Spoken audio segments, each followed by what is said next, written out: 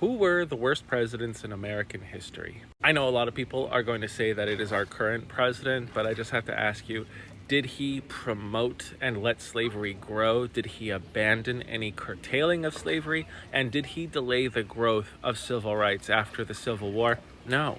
I did not vote for the man in any of his 3 elections. I was not happy with his first term, and the jury is still out for the second term. Let's go chronologically. Franklin Pierce, the 14th president between 1853 to 1857. He signed the Kansas-Nebraska Act, which allowed that territory in America to decide whether or not they are going to be a slave state or a free state, which was an abandonment of the Missouri Compromise, which said that slavery could not exist past the 33-36 latitude line. That was a pretty epic pro-slave failure. Next, we have President James Buchanan from 1857 to 1861. He was a Democrat like his predecessor, Franklin Pierce, and he was the 15th president. For one, he supported the pro-slavery Dred Scott decision, but also the southern states seceded under his presidency, and he did nothing to stop it. He could take the #1 spot because he helped set the clear stage for the Civil War, and then he threw it onto Abraham Lincoln's lap. Warren Harding, the U.S. president from 1921 to 1923. He was our 29th president and a Republican, and he is considered to be,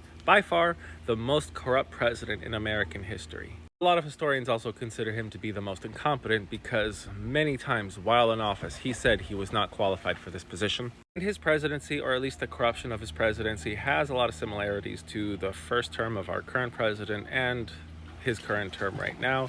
There is a lot of corruption, there is a lot of crony appointeeism, and of course a lot of under-the-table deals. Most notably, at least back then, was the Teapot Dome scandal. If you want to know more about the Teapot Dome scandal, I'll make another post, but you have to tell me if you want it posted. Remember, Warren Harding was only president for 2 years, and he still went down as one of the worst. Next up, we have a Republican who was the 31st president, Herbert Clark Hoover, between 1929 to 1933. He was the president during the Great Depression, and a lot of people blame him for it, even though it's not very fair.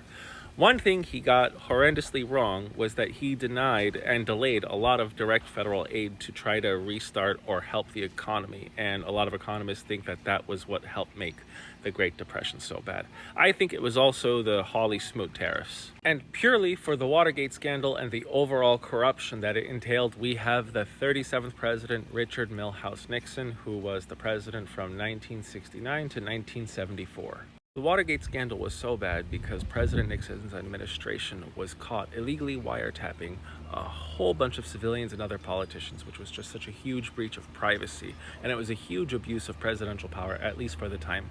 What made it even worse is that the Nixon administration tried desperately to cover it up, but it did not work. And then, of course, we have the 43rd president, George W. Bush, who was the president from 2001 to 2009. Now, I was around during this man's presidency, and the vitriol I heard this man, the level of it was only comparable to what I'm seeing today towards our current president. And he was touted by many as just the most incompetent, most foolish president we've ever had.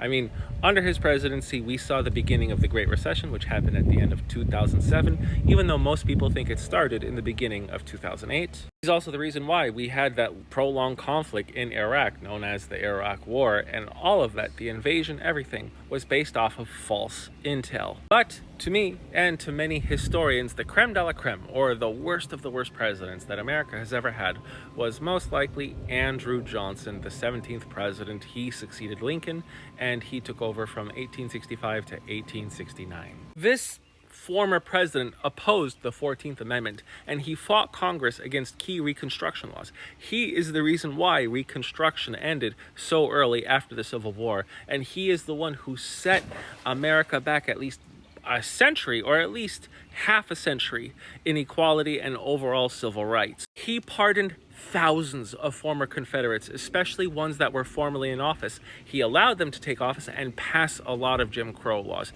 He indirectly or even directly contributed to the vast growth and power of Jim Crow. He's also the first president to ever be impeached. I hope you enjoyed my roundup of the worst presidents America has ever had, and if you do want me to go at length as to the failings of this former president's first administration, let me know. I'll do it. I am the Geo Husar, and facts are more important than how you or I feel, whether or not you're on the left or the right. Thanks for watching.